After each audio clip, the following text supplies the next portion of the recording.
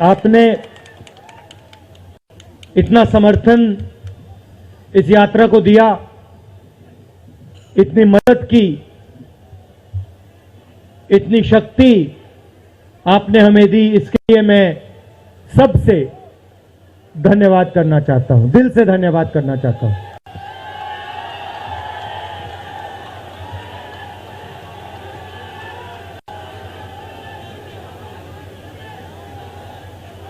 इस यात्रा का लक्ष्य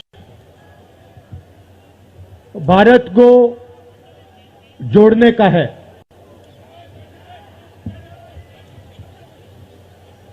जब हमने ये शुरू किया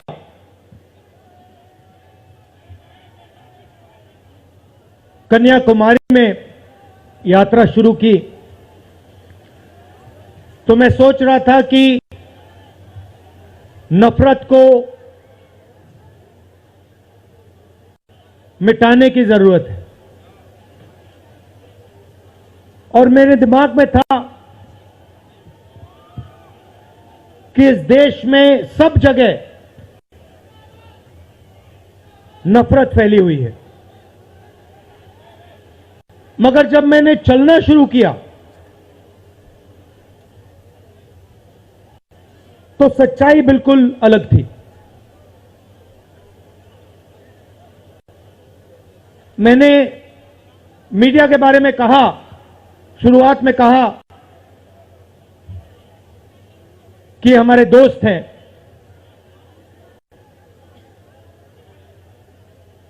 दोस्त हैं, मगर हमारी बात टीवी पे कभी नहीं दिखाते हैं। और वो तो तब भी ठीक है, वो ठीक है, हमारी बात नहीं उठाएं तो ठीक है, कोई प्रॉब्लम नहीं है। मगर ये एक और काम करते हैं, इनकी गलती नहीं है। देखिए, ये जो यहां खड़े हैं, इनसे गुस्सा मत होइए, इनकी गलती नहीं है। देखिए, मुस्कुरा रहे हैं, ये जानते लगाम लगी हुई है, पीछे से लगाम लगी हुई है। मगर इनके जो चैनल हैं, ये भी नफरत फैलाने का काम करते हैं। 24 घंटा हिंदू मुस्लिम, हिंदू मुस्लिम, हिंदू मुस्लिम, हिंदू मुस्लिम, हिंदू मुस्लिम। ये सच्चाई नहीं है भाइयों बहनों। मैं चला हूं कन्याकुमारी से यहां तक, ये सच्चाई नहीं है। ये मीडिया में चलाया जाता है, फैलाया जाता है। ये देश एक है। इन सड़कों पे लाखों लोगों से मिला हूं, सारे के सारे एक दूसरे से मोहब्बत करते हैं, प्यार करते हैं, गले लगते हैं।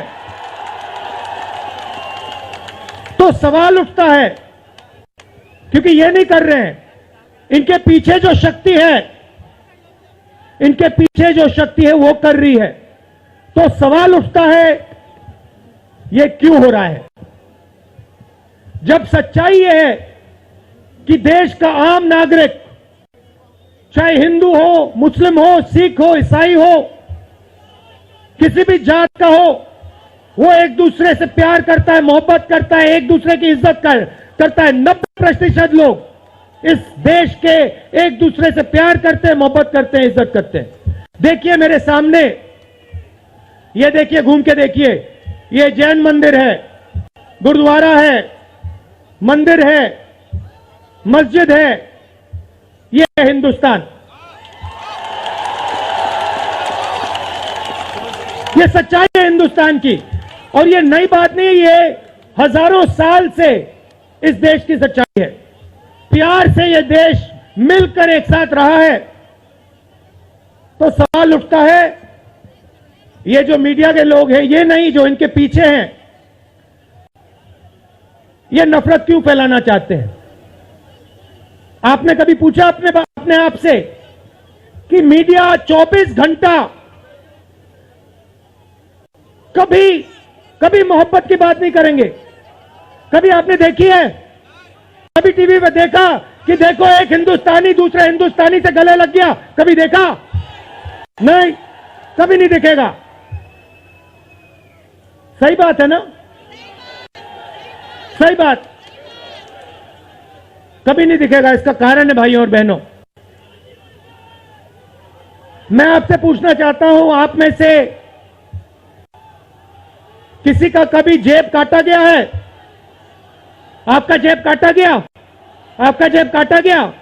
तो जब जेब काटा जाता है, आपका काटा गया ना, तो जब कोई आपका जेब काटता है तो वो क्या करता है? सबसे पहले उसे क्या करना पड़ता है? नहीं नहीं नहीं, ब्लेड तो बाद में आता है, मगर पहले क्या करता है? पहले वो आपके ध्यान को इधर करता है, आपके ध्यान को लेकर उधर ले जाता है। भाइयों और बहनों, ये जो करा जा रहा है आपके ध्यान को हटाने के लिए किया जा रहा है, और ये 24 घंटा करते हैं और फिर आपकी जेब काटी जाती है। बढ़िया बढ़िया, क्योंकि सच्चाई है। 24 घंटा हिंदू मुस्लिम, हिंदू मुस्लिम, हिंदू मुस्लिम, और फिर जो भी आपका पैसा है, किसानों का, मजदूरों का, आपके एयरपोर्ट, आपके पोर्ट, आपकी सड़कें,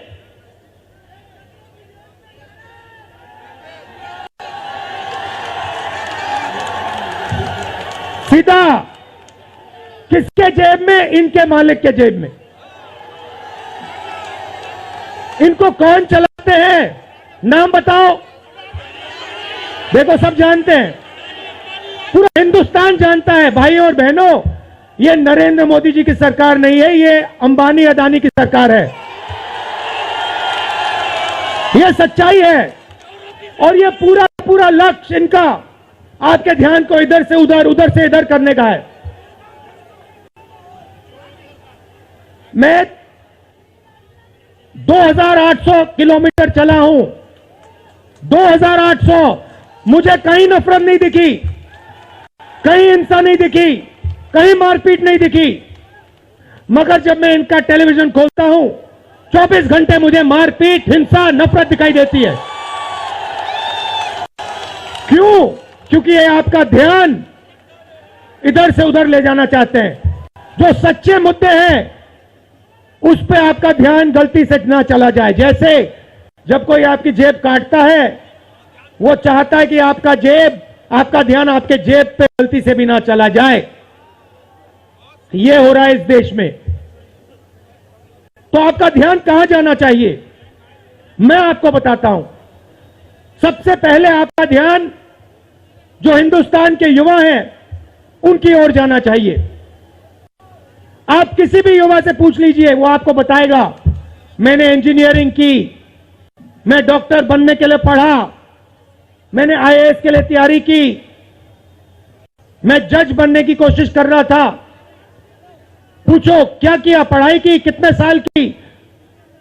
स्कूल, कॉलेज, यूनिवर्सिटी सब पढ़ लिए, और फिर क्या हुआ? आज क्या करते हो? मजदूरी करता हूं, पकौड़े बनाता हूं।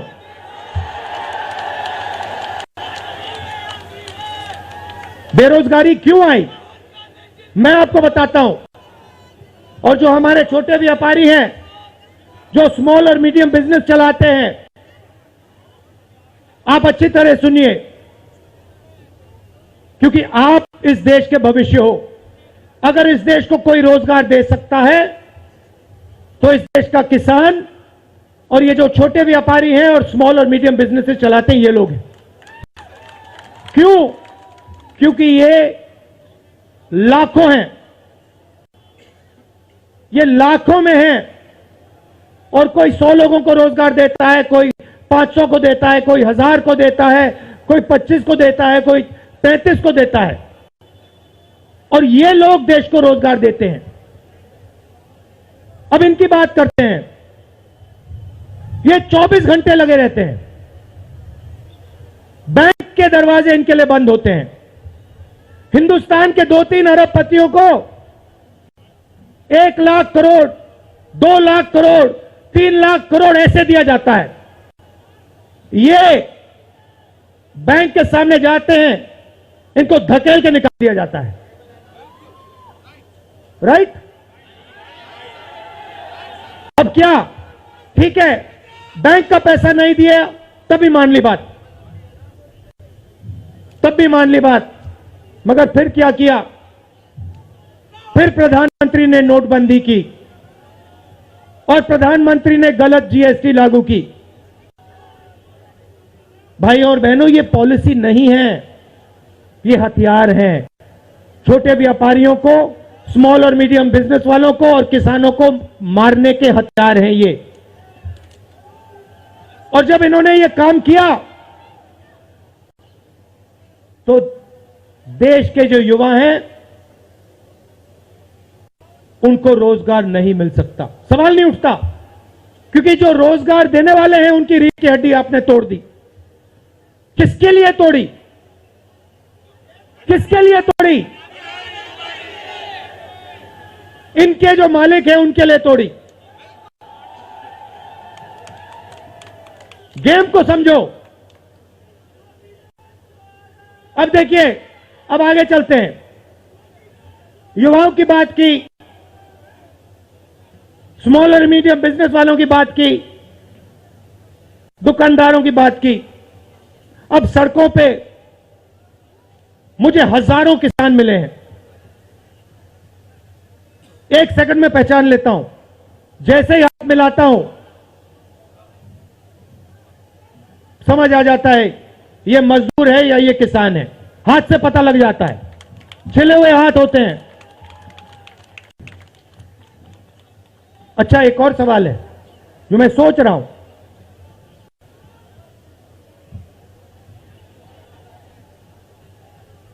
प्रेस वाले ने मुझे पूछा क्या आपको ठंड नहीं लगती?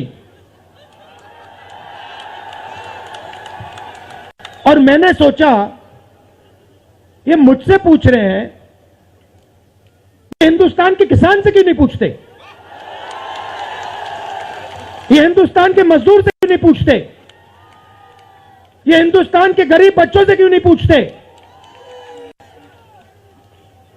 फिर कहते देखो 2800 किलोमीटर चल लिए, कोई बड़ी बात नहीं है, पूरा हिंदुस्तान चलता है, जिंदगी भर चलता है, किसान चलता है, मजदूर चलता है, फैक्ट्री में जो काम करते हैं वो चलते हैं। तो हमने ये कोई बड़ा काम नहीं किया भाई और बहनें, पूरा हिंदुस्तान करता है, रोज करता है। हम 2800 किलोमीटर चलते हैं, किसान शायद जिंदगी में 10,000, 15,000, 20,000 चल लेता है।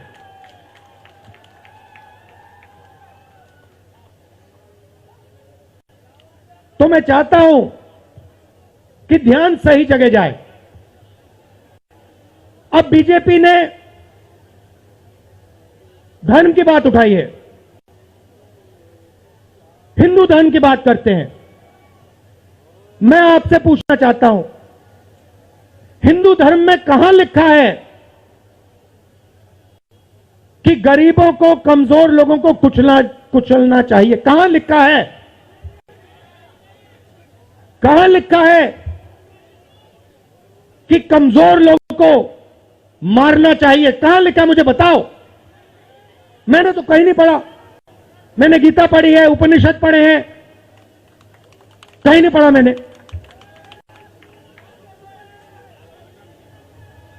आपने पढ़ा कहीं? गले लगाने की बात होती है। अच्छा ठीक है, देखिए अब ये लोग देश में डर फैला रहे हैं। नफरत नहीं दिखी मगर डर दिखा।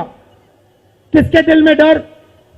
किसान के दिल में, युवाओं के दिल में, छोटे दुकानदारों के दिल में, स्मॉल और मीडियम बिजनेस जो चलाते हैं उनके दिल में, माताओं बहनों के दिल में। मुझसे कहती है राहुल जी, बीजेपी की सरकार में हम तो सड़क पर, शाम को सड़क पर नहीं निकल सकते। तो डर फैला दिया है। सही सही। अच्छा, आपने शिव जी की फोटो देखी है?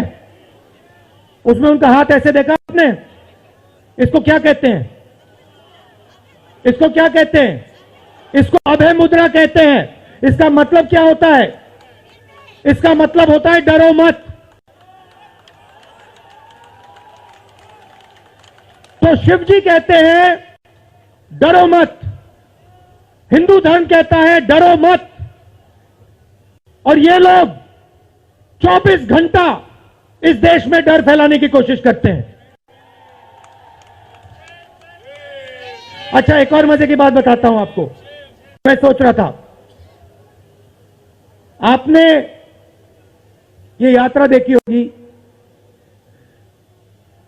इसमें आपको हिंसा दिखी? कहीं नहीं दिखी? किसी ने किसी को मारा? किसी ने गाली दी? नहीं। आपने इसमें नफरत देखी? बिल्कुल नहीं। इसमें किसी ने यह पूछा भैया तुम्हारा धर्म क्या है? किसी ने कहा भाई तुम हिंदू हो, मुसलमान हो, सिख हो, ईसाई हो, क्या हो? नहीं। किसी ने यह पूछा तुम स्त्री हो या पुरुष हो? किसी ने यह पूछा तुम्हारी क्या जात है? बिल्कुल नहीं। कपड़े भी नहीं पूछे, कपड़े भी नहीं पूछे। अच्छा, इसमें आपने देखा होगा, पता नहीं आपने देखा या नहीं, इसमें कुत्ते भी आए। कुत्ते भी आए इसमें, कुत्ते आए। और आपने अगर आप टीवी देख रहे होते आपने एक चीज देखी होगी, कुत्ते को किसी ने नहीं मारा, किसी ने नहीं मारा। इसमें गाय भी आई, भैंस भी आए, सुअर भी आए, मैंने देखा। वो तो सब जानवर आए, सब लोग आए, और यहां पे कोई नफरत नहीं थी। जैसा हमारा हिंदुस्तान है वैसे ही ये यात्रा है। कोई नफरत नहीं, कोई हिंसा नहीं, कोई गलत सवाल नहीं। कभी कभी कोई गिर जाता, जैसे हमारे हरियाणा के पीसीसी गिरे, धड़ाम से गिरे, केरला के सब नेता गिर गए। 1 सेकंड में लोग उनको उठा लेते थे, 1 सेकंड में, टाइम नहीं लगता था। यह है हिंदुस्तान। नहीं, देखिए, मैं आपको एक बात बताता हूं, सच्चाई समझनी होगी। सच्चाई यह है कि जैसे इन पर लगाम लगी हुई है, वैसे हिंदुस्तान के प्रधानमंत्री पे भी लगाम लगी हुई है।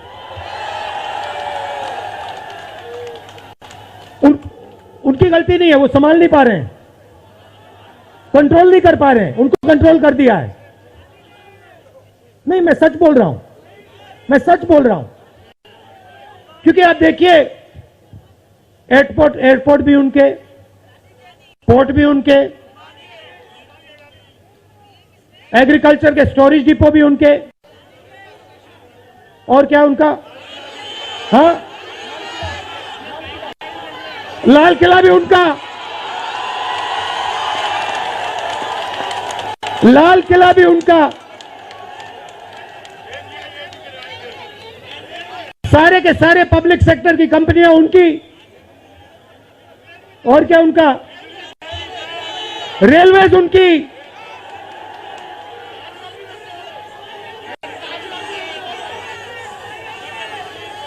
अभी भाइयों और बहनों, ताजमहल भी चला जाएगा, तो सब कुछ उनका।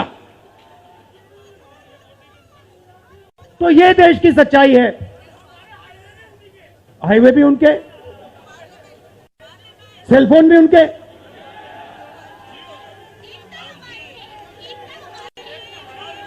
मगर सच्चाई हमारी। आप देखिए, मैं आपको बताता हूं, आपको मैं बताता हूं, अपनी कहानी बताता हूं। जब मैं राजनीति में आया, 2004 में आया, हमारी सरकार थी, चुनाव जीते थे, और ये प्रेस वाले 24 घंटा मेरी प्रशंसा करते थे। 24 घंटा राहुल गांधी, राहुल गांधी, राहुल गांधी, राहुल गांधी। फिर मैंने क्या किया, मैं चला गया भट्टा परसोल। नहीं सुनो, आपको समझना है ये है क्या। मैं भट्टा परसोल गया और मैंने किसानों का जो जमीन का मामला है उसको छेड़ दिया। और भाई और बहनों, जैसे ही मैंने किसानों का जमीन का मामला छेड़ा वैसे ही ये मेरे पीछे पड़ गए। उसके बाद जमीन अधिग्रहण बिल, भट्टा परसोल के बाद जमीन अधिग्रहण बिल लाया, कांग्रेस की सरकार लाई। उसके बाद तो पूरा फुल टाइम 24 घंटा मेरे पीछे पड़ गए। प्रधानमंत्री जी ने, बीजेपी ने, मैं आपको सच्चाई के बारे में बताना चाह रहा हूं, प्रधानमंत्री ने, बीजेपी ने हजारों करोड़ रुपए लगा दिए मेरी छवि को खराब करने में। हजारों करोड़ रुपए। और आपने देखा होगा मैंने एक शब्द नहीं बोला, बिल्कुल चुप, बिल्कुल चुप। मैंने एक शब्द नहीं बोला। मैंने ये नहीं बोला भैया ये गलत बोल रहे हैं, ये ठीक नहीं है ना, मैं बिल्कुल चुप, चुप। क्योंकि मैंने कहा चलो देखता हूं कितना दम है, और लगाया। पूरी की पूरी मीडिया लग गई, व्हाट्सएप पे लगाया, फेसबुक पे लगाया, सब जगह 24 घंटा राहुल गांधी के बारे में। कुछ नहीं बोला मैंने, पूरे देश में फैला दिया। और फिर एक महीने मैंने आपको सच्चाई दिखा दी और पूरा पूरा खत्म। देखो सच्चाई कैसे काम करती है। सच्चाई को छुपाया नहीं जा सकता है, कहीं ना कहीं से सच्चाई बाहर आ जाती है। और ये यात्रा हिंदुस्तान को जोड़ने की है। क्यों? क्योंकि इस नफरत से, इस डर से हमारे प्यारे देश को नुकसान हो रहा है।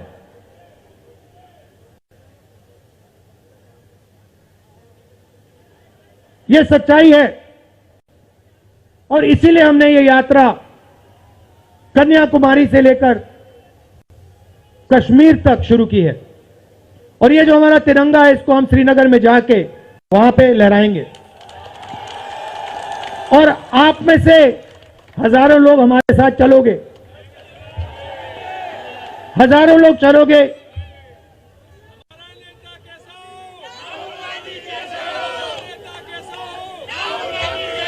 तो भाई और बहनों देखिए, सच्चा मुकाबला दुनिया में, सच्चा मुकाबला चाइना और हिंदुस्तान के बीच में है। ठीक है, चाइना ने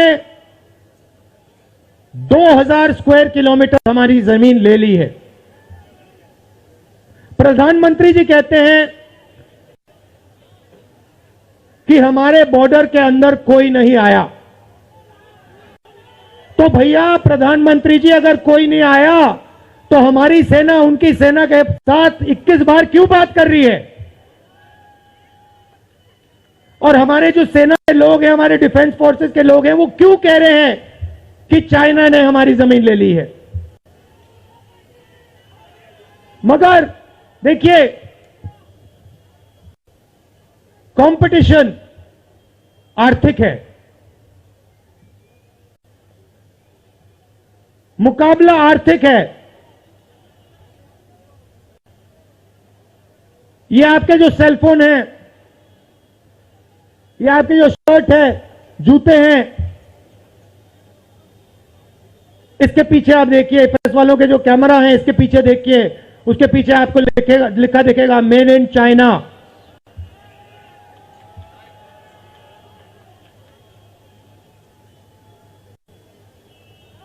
हमें शर्ट के पीछे, सेलफोन के पीछे, जूतों के नीचे मेड इन इंडिया लिखना है।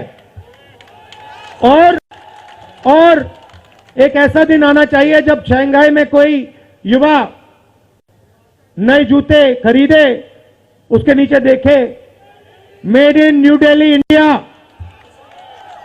ये हिंदुस्तान चाहिए, इसी से हमारे युवाओं को रोजगार मिलेगा। तो ये करना ही पड़ेगा, चॉइस नहीं है। और ये हम करके दिखा देंगे। ये देश कर सकता है, करके दिखा सकता है। आप सबने इतना प्यार दिया,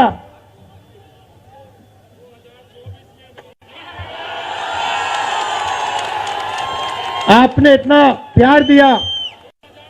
मैंने भाषण में राजस्थान में कहा था, आपके नफरत के बाजार में हम मोहब्बत की दुकान खोलेंगे। आपने लाखों दुकानें खोल दी हैं। आप सबका दिल से बहुत बहुत धन्यवाद। नमस्कार, जय हिंद।